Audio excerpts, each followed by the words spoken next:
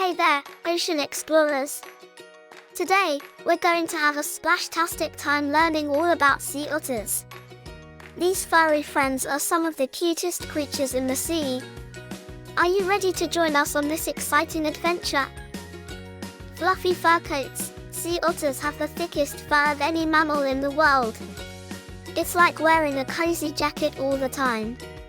This special fur keeps them warm while they swim and play in chilly waters.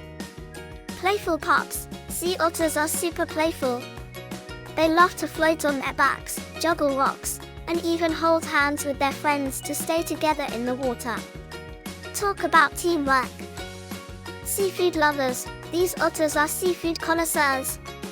They munch on yummy snacks like clams, crabs, and sea urchins. They use rocks to crack open shells and enjoy their tasty meals.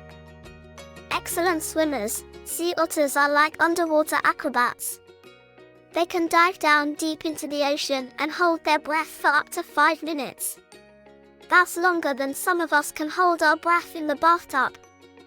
Important ecosystem helpers. Sea otters are like gardeners of the sea. They munch on sea urchins, which helps keep kelp forests healthy.